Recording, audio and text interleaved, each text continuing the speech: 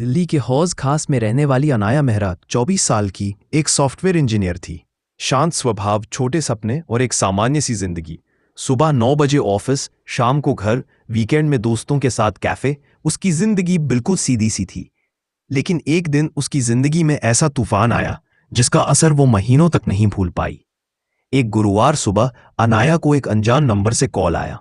Madam, मैं RBI cyber cell से बोल रहा हूं। आपके पैन कार्ड का इस्तेमाल 500 करोड़ की मनी लॉन्ड्रिंग में हुआ है। अनाया के पैरों तले जमीन खिसक गई। लेकिन मैंने क्या किया है?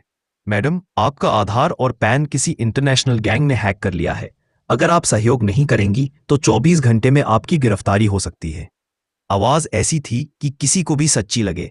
आगे दूसरे अधिकारी की आवाज आई। अब आप वीडियो कॉल पर आए। हम आपकी लोकेशन लॉक करेंगे ताकि आपको सुरक्षा मिल सके। उनके पास fake police uniform, fake background, सब कुछ था।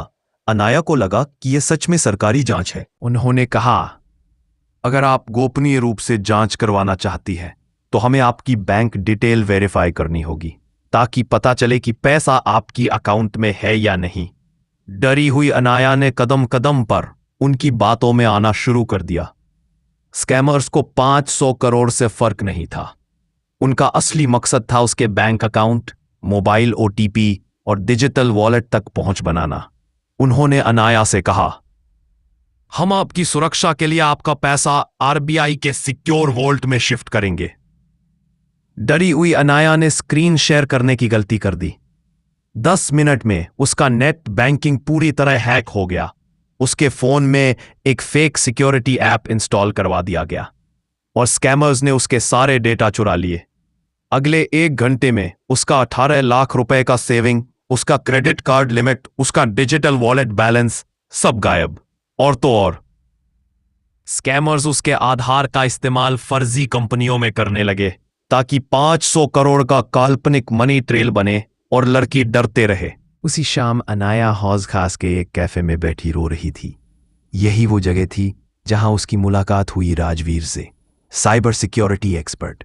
राजवीर ने पूछा, किसी ने फर्जी आरबीआई या पुलिस बनकर आपसे वीडियो कॉल पर बात की क्या? अनाया हैरान हो गई। उसे कैसे पता? राजवीर मुस्कुराया, यह दिल्ली में चल रहा सबसे बड़ा स्कैम है। 500 करोड़ वाला डर दिखाकर लोगों को फंसाया जा रहा है।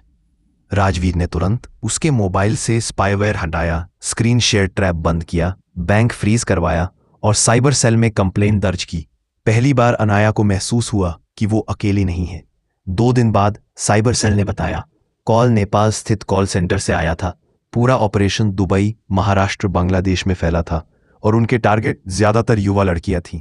अनाया ने खुद को दोष देना छोड़ दिया। वो समझ चुकी थी, डर सबसे बड़ा हथियार है। 3 हफ्तों की जांच के बाद उसके खाते में से चोरी हुआ लगभग 14 लाख वापस मिल गया। बाकी रकम की रिकवरी चल रही थी। अनाया ने फैसला लिया, वो इस स्कैम से निकली तो है, लेकिन अब दूसरों को इससे बचाना उसका मिशन होगा।